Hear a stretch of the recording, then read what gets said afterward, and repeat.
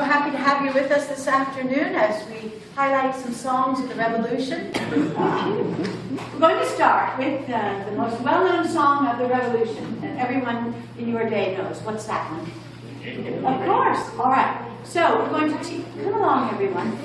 We're going to teach it to you because it's a little different in our time than in yours. We're going to actually sing the verses for you and then invite you to join in on the chorus. But Mr. Monaco, will you play the chorus?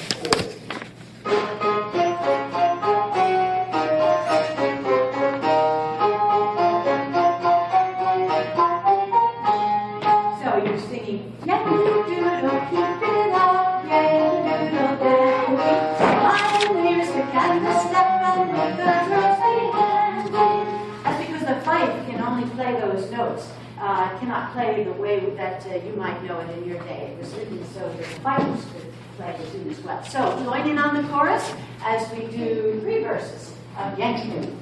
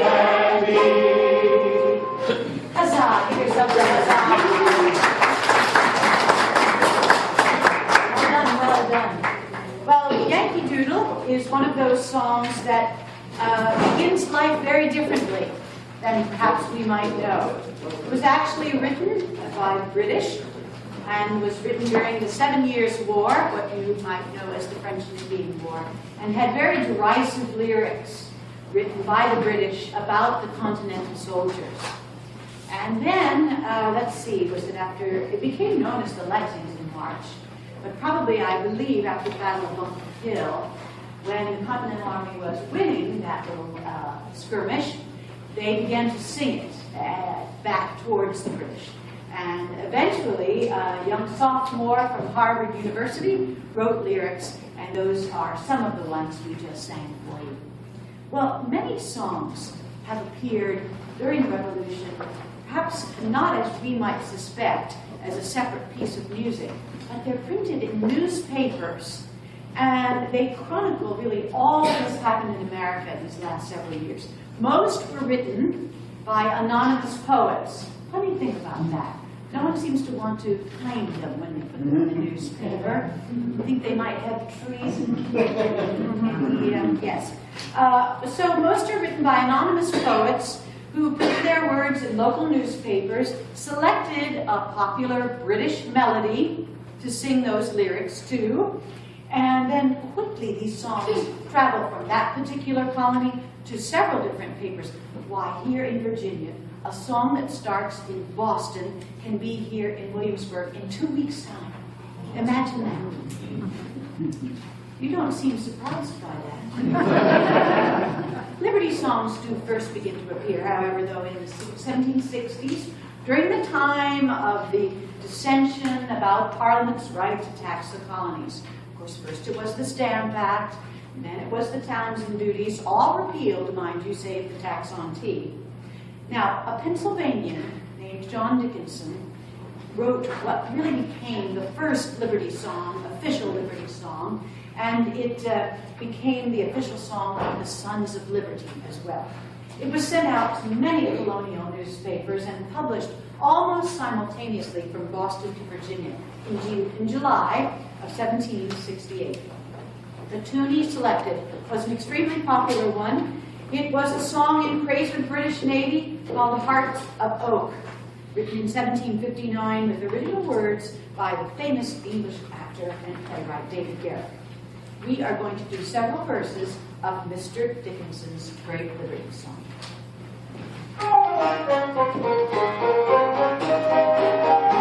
Come join hand in hand, brave Americans all, and rouse your bulwarks at their liberty's call. No tyrannous facts shall suppress your just claim, nor stain with dishonor America's name. In freedom we're born, and in freedom we'll live. Our purses are ready, steady, friend, steady. Not as slaves, but as free men, our money we give. Our worthy forefathers, let's give them a cheer. To climates unknown, we courageously steer. Through oceans to deserts, for freedom they came. And dying bequeathed us their freedom and name. In freedom we're born, and in freedom we'll live. Our purses are ready, steady, friend, steady. Not as slaves, but as free men, our money will give.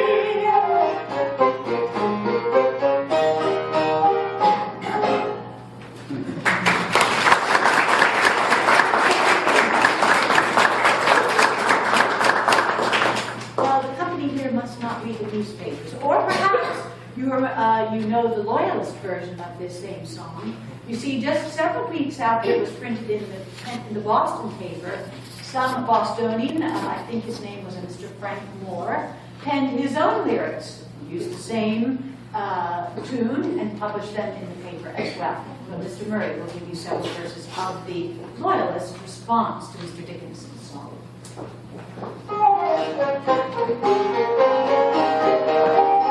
Come shake your dull noddles, you pumpkins and ball, and oh, you've gone mad at their liberty's call. No scandalous conduct can add to your shame, condemned to dishonor in peril of fame.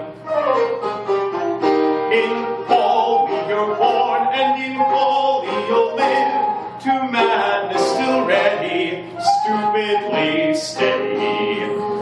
Not as men, but as monkeys, the tokens you give. Such villains, such rascals, all dangers despise, and stick not at mobbing when mischief's the prize. They burst through all barriers and piously keep such chattels and goods the vile rascals can sweep. In folly you're born, and in folly you'll live, to madness still ready, stupidly steady. Not as men, but as monkeys, the tokens you give. Then plunder, my lads, for when red coats appear, you'll melt like the locust when winter is near. Your cursed trade of purloining must cease, the dread and the curse of all order and peace. In folly you're born, and in folly you'll live, to madness still ready, stupidly steady.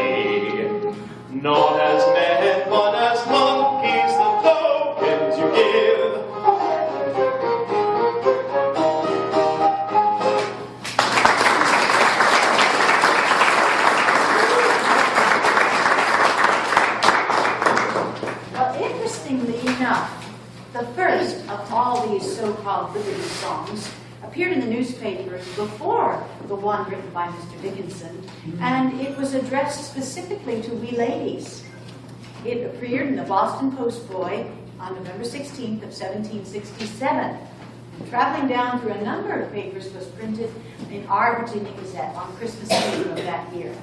It was entitled in some of the papers and addressed to the ladies, and it was written to encourage we ladies of the colonies to refrain from the purchase of English fashionable goods and to show our support for freedom and liberty and the patriotic cause.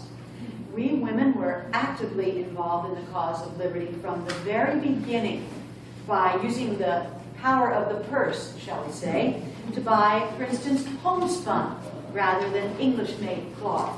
Homespun meaning a cloth made here in America. And from refraining from the purchase of other taxable goods, including our beloved tea. The term Daughters of Liberty was actually penned in the 1760s because of this effort. And some years have passed, but recently, apparently, a British officer wrote home in a letter, and I quote, "An officer told Lord Cornwallis not long ago that he believed if he had destroyed all the men in North America, we should have enough to do to conquer the women." End quote.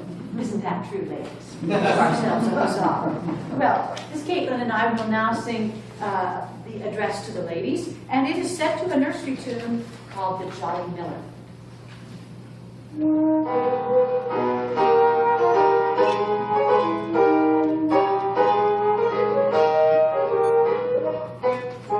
Young ladies in town and those that live round, let a friend in this season advise you. Since money's so scarce and time's growing worse, strange things may soon happen and surprise you. First, think of the side, your time not so bright, where not much your own country liveth. Of economy boast, and your pride become most, to show clothes of your own make and spinning.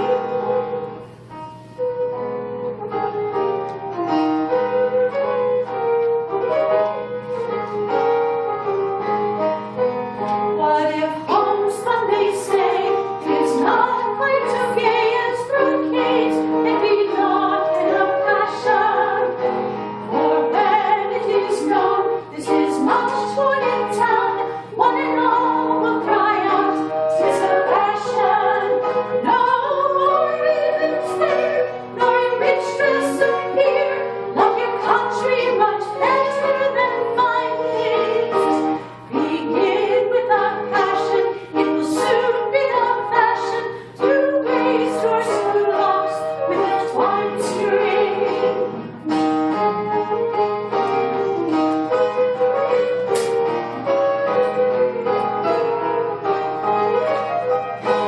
These do without fear, and to all you don't fear, they're charming, too lovely and clever.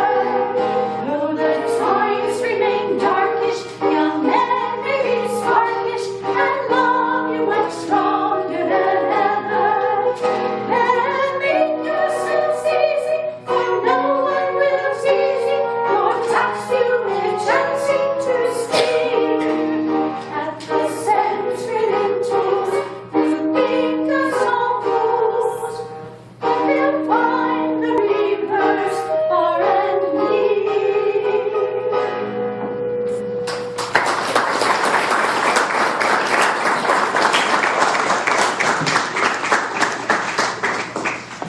Now, the one event that really launched us on the path to rebellion occurred in Boston on December 16, 1773.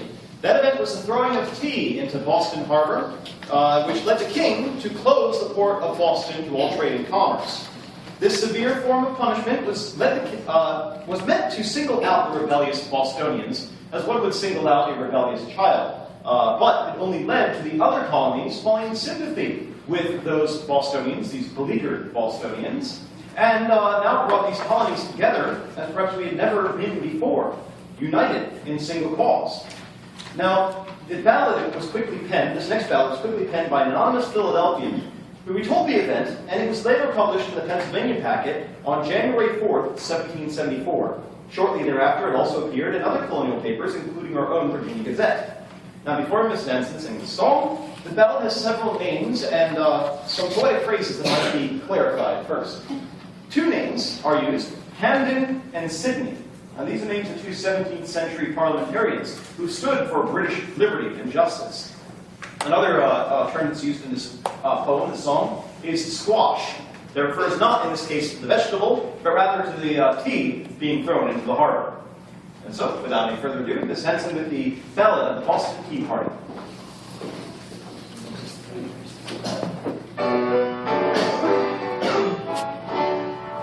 As near beauteous bottom line, on the gently spreading flood, without jack or pendant flying, re-inflated tea-ships rode, just as glorious soul was setting on the wharf and news grew.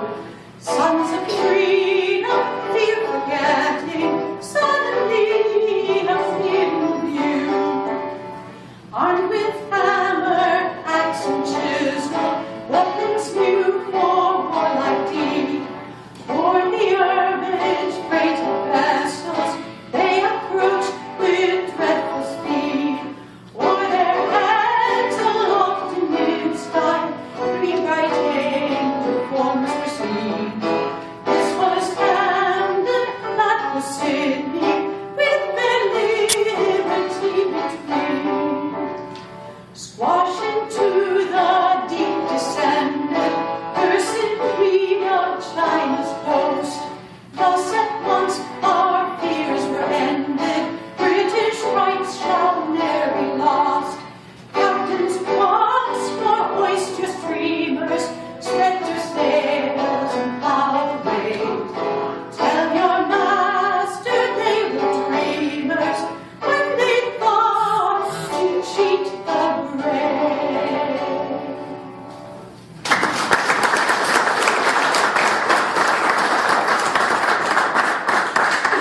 Now, our next tune could not be more patriotic, for those of you who are English by birth. It was composed by Dr. Thomas Arne, who wrote a stage work called Alfred for a private party at the home of Frederick, the Prince of Wales.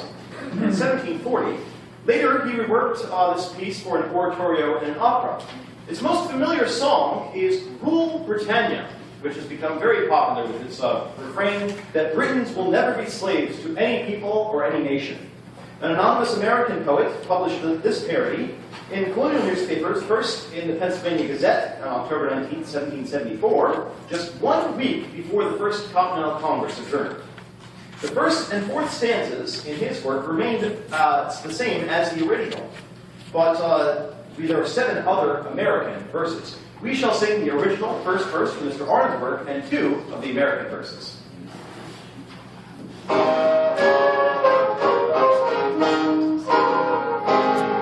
When Britain first had heaven's command, arose up from the outer main.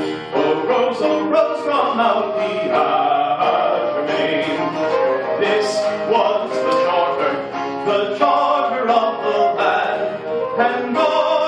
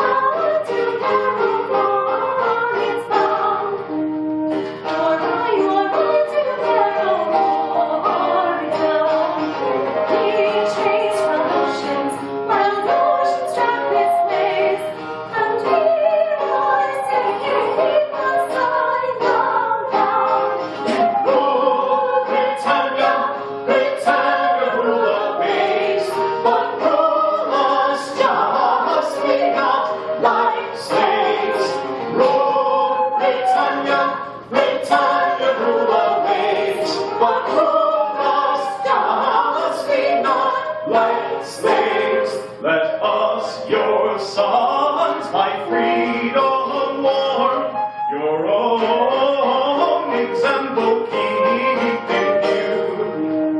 Your own example keep in view.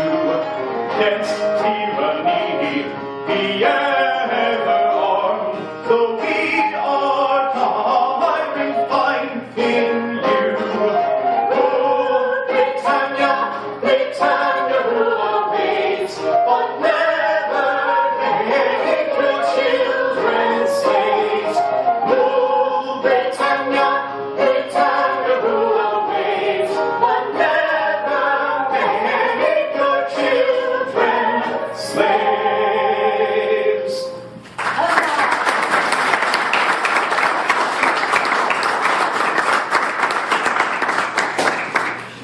Well, I know you've been wanting to sing.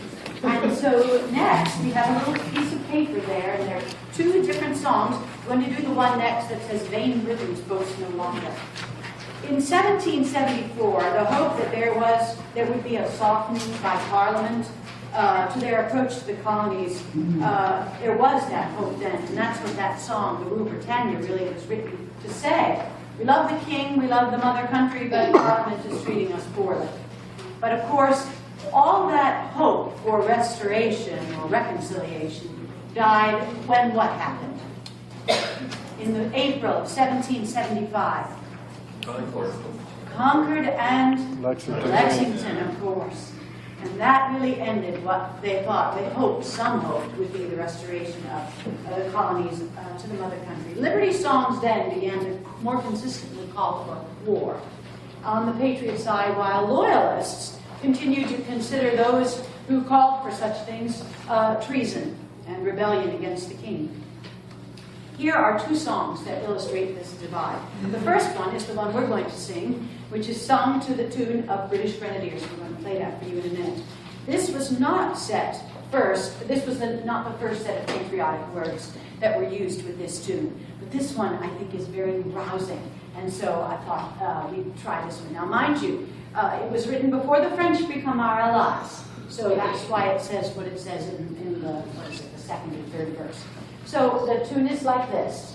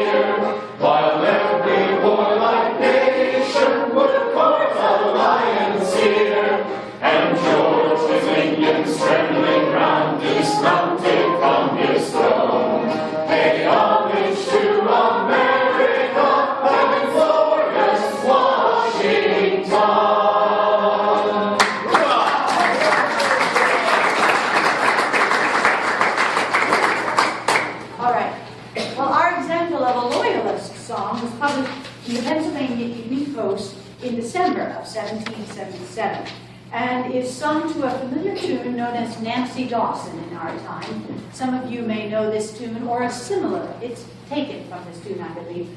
Here we go round the mulberry bush, or this is the way we wash our clothes indeed. So you're familiar with this melody. Well, that has been changed to a Loyalist song in this particular rendition.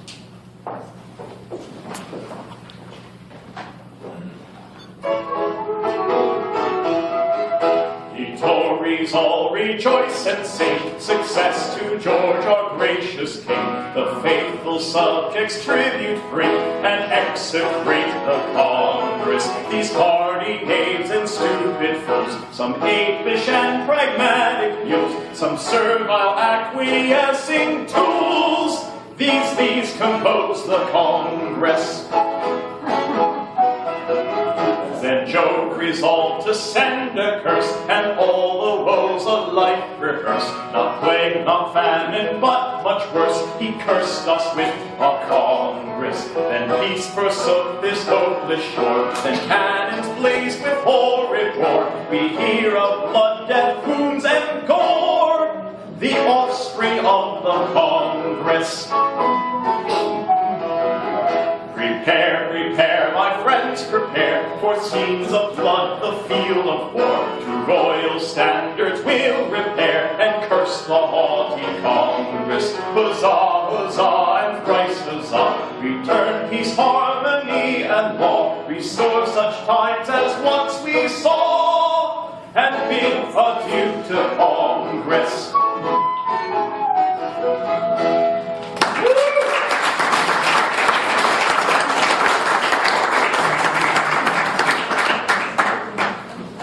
There are many people who have that sentiment about the Congress. Well, everyone will know the tune to our next song. You have the words on the opposite side there. These words were written by a Virginian and published in our Virginia Gazette in August of 1776, around the time the Virginia Regiment was going towards New York to join General Washington. They were just written by the man who wrote W.P. Well, actually, it could be a lady for all I know. W.P. from Buckingham County. And it was published, as I said, in our Virginia Gazette. Now, the tune is God Save the King, and that tune was first published in the Gentleman's Magazine around 1745.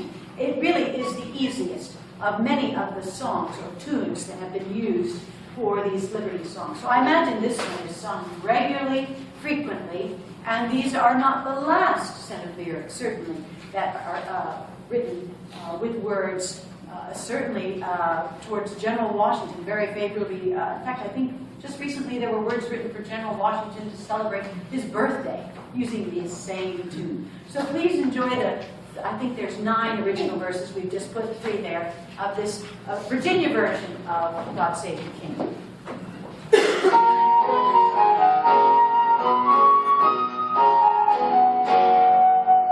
Free states attend the song, now independent on the British throne. To the free waters found, echoing skies resound, the sweet melodic sound, liberty's our own. God bless the Commonwealth, may it increase in strength, its foes annoy. Now George is now no more, king of this fertile shore, from whence he drew his sword, completes our joy. God save great Washington, Virginia's warlike son, and made him brave. Defend him from the blows of Howe and all his foes, guard him wherever he goes, Washington save. Huzzah!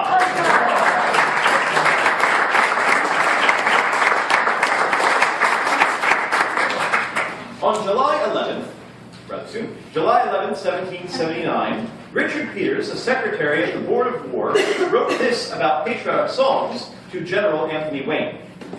I am a great friend to ballads, and believe that more can be achieved by a few occasional simple songs than 100 recommendations of Congress. I wish often to see ballads dispersed among the soldiery, which inspiring them in a thirst for glory, patience under their hardships, a love of their general, and submission to their officers, would animate them to cheerful discharge of their duty and prompt them to undergo their hardships with a soldierly patience and pleasure. Our final song will be one written by Mr. William Billings of Massachusetts. A tenor by trade, Mr. Billings has written songs to encourage singing in the congregational New England churches. This compelling tune was written in 1778 and has a strong and inspiring set of patriotic words. Titled Chester.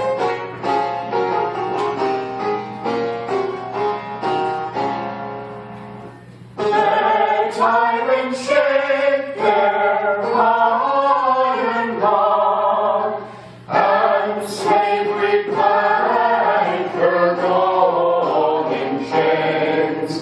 We fear them not, we trust in God, New England's God forever reigns. The foe comes on with parodies cry. Our troops advance with martial noise.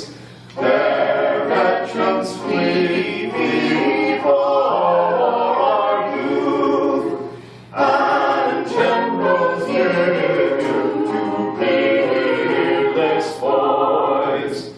What grateful offering shall we bring? What shall we render to the Lord? Thou hallelujahs let us sing, and praise His name for every chord.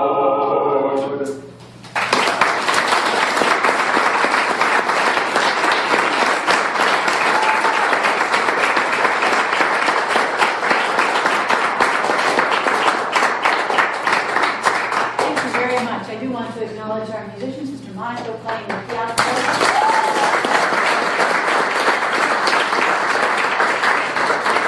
And Mr. Watson on the flute.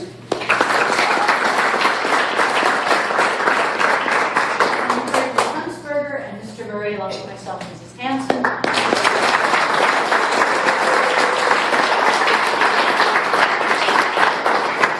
I do want to say that one of the reasons so few of these songs are known in your present day is because they were never published with music and words together.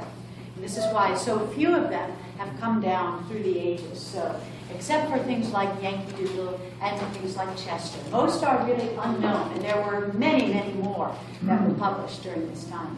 Thank you so much for joining us. We're going to ask you to exit through the door to the side.